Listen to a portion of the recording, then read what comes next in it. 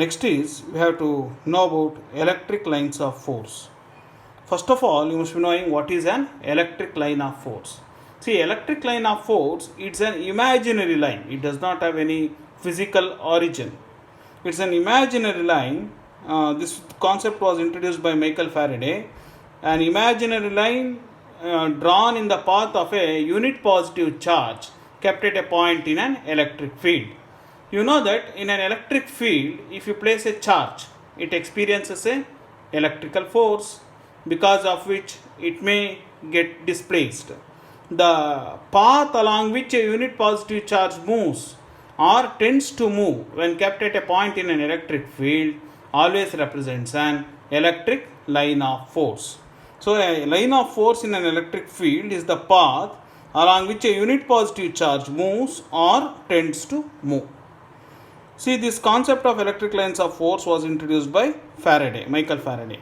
Here I have representations of electric lines of force in case of an isolated positive charge, an isolated negative charge, a pair of unlike charges and a pair of like charges.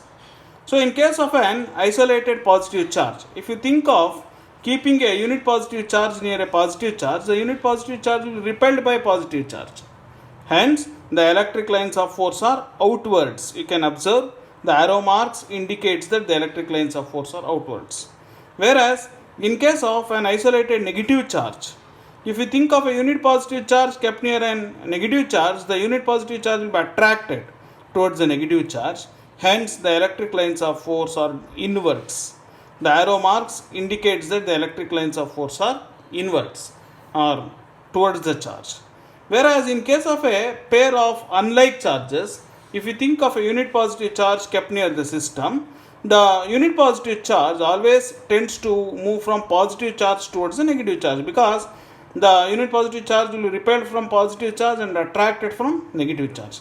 So you can observe the direction of the electric lines of force is from positive charge towards the negative charge. Mind that this distance between the lines of force plays an important role which we will be noting later on. So you have to write in the same manner. So the lines of force are away from positive charge and towards the negative charge. So here I have a pair of like charges. In this case I have a pair of positive charges.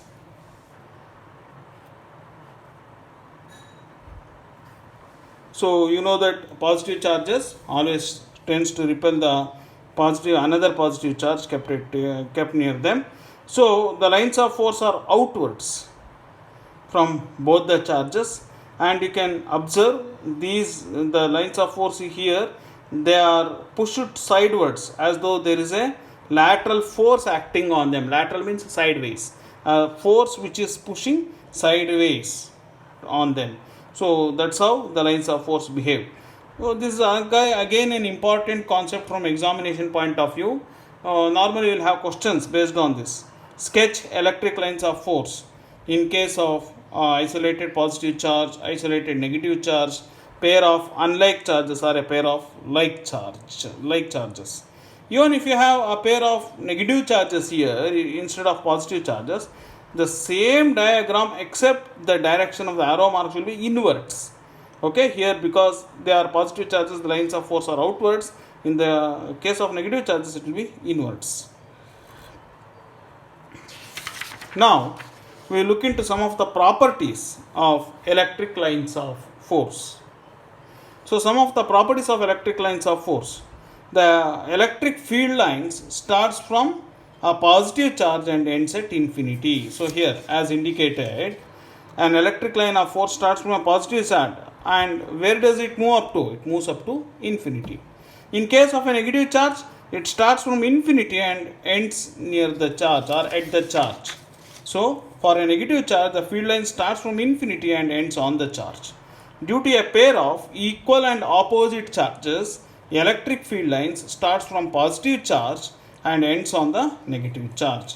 So, due to a pair of equal and opposite charges, the electric lines starts from positive charge and ends at negative charge. Here you have the case. It starts from positive charge and ends at negative charge. No two field lines intersect each other. Here you have to understand. as to why electric lines of force do not intersect. See, according to Michael Faraday, what is an electric line of force? It's the path along which a unit positive charge move or tends to move. It's an imaginary line drawn along the path in which a unit positive charge moves or tends to move and kept at a point in an electric field. Now let us suppose you have a point in an electric field like this. So one of the electric lines of force is like this, and for some time, if you think that you have one more electric line of force like this, E1 and E2.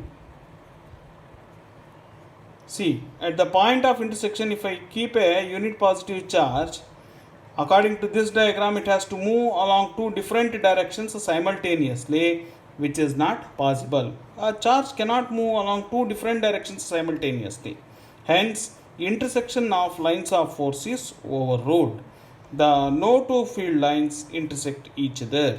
Okay? If at all you think that they can intersect, that means you mean to say that an electric line and unit positive charge kept at the point of intersection can move along two different directions simultaneously, which is not possible. They do not form closed loop. See, they meet the surface of charged conductors at right angles. So here, if you think this as a charged conductor, if this is a charged conductor, the electric lines of force meet the conductor at right angles. Now you may ask me here, in this case, there are curved lines. Here, in fact, we will consider the what is called as the tangent to a line, to a curved line at the required point, and the tangent will be perpendicular to the surface, because if you want the resultant of the electric field due to the two charges, then you have to consider drawing a tangent at the point of interest. The tangent will be perpendicular to the charged surface. So they meet the surface of a charged conductor at right angles. They do not form closed loops. As you can observe, they start from positive charge and terminate at negative charge. They never form closed loops. They do not pass through a conductor, because inside a conductor the net charge is 0. They can pass through a non-conductor or dielectric, or what you call as insulator. They are crowded in the regions of greater intensity. So as you can observe, the electric intensity will be more near the charge, and you can observe the distance between the lines of force is less near the charge. As you move away from the charge, the distance goes on increasing. Here also, near the charge, the distance between the lines of force is less. They are crowded. As you move away from the charge, the distance between the lines of force goes on increasing. Here also, near the charge, the distance between the lines of force is less, like this. Whereas as you move away from the charge, the distance between the lines of force increases. Again, as you move towards the charge, the distance between the lines of force goes on decreasing. So, electric lines of force are crowded in the regions of greater intensity. Where is the intensity more? Near a charge. So, there they are more crowded.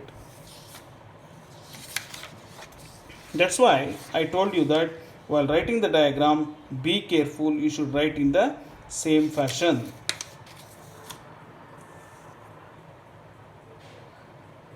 They seem to contract longitudinally due to the force of attraction between unlike charges.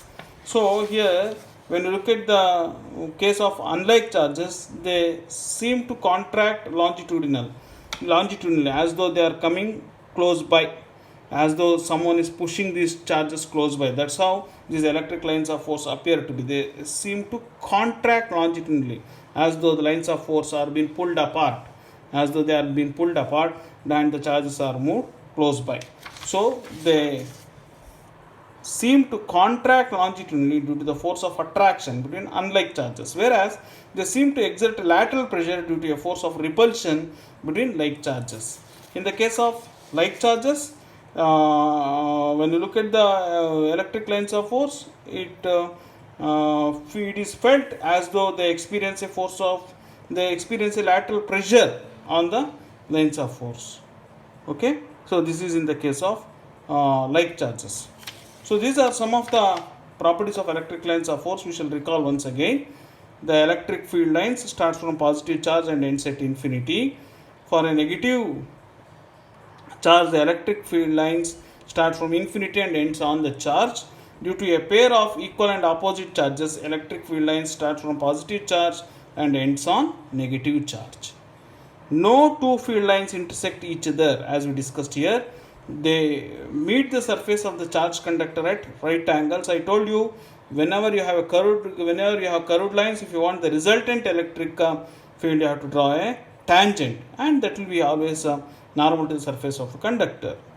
They do not form closed loops. As you know, they start from positive charge and terminate at negative charge. They do not pass through a conductor. They can pass through an insulator, or what you call as non-conductor or dielectric. They are crowded in the regions of greater intensity. They seem to contract longitudinally due to the force of attraction between unlike charges, and they seem to exert lateral pressure due to a force of repulsion between like charges. So students, today we have learnt about the case of torque acting on a dipole placed in a uniform electric field. Then we derived an expression for torque acting on a dipole placed in a uniform electric field as torque is given by P cross E. Then we also learnt as to when the torque will be maximum, that is when theta is 90 degree and torque will be minimum, theta is 0. Also we learnt when it is said to be in stable equilibrium, that is when theta is 0 degree, and unstable equilibrium, theta is 180 degree. And what happens when a dipole is placed in a uniform electric field? The net force acting on the dipole will be 0, because you have two equal unlike forces acting. So plus QE and minus QE are the forces which gets cancelled away, but the net torque is not 0. Whereas when you place a dipole in a non-uniform electric field, it experiences both the force as well as torque. Force will not be 0 and torque will also not be 0. So in case of a non-uniform electric field, dipole kept would experience both the linear motion as well as the angular motion. We took up the example of the paper bits. When you move a charged comb over bits of paper, the bits of paper starts running in the direction of the comb, and thereby you can observe even they will be experiencing rotational motion. Then we learnt about electric lines of force, imaginary line drawn in the path of a unit positive charge kept at a point in an electric field. We sketched electric lines of force due to a isolated positive charge, isolated negative charge, a pair of unlike charges and a pair of like charges. And then we even discussed about the properties of electric lines of force. Okay. Remember, whatever we have discussed in today's class, that is the torque experienced by a dipole, or the sketching of electric lines of force in different cases, and even the properties of electric lines of force, all these are very much important from your examination point of view. Okay, thank you students. We will continue in the next class.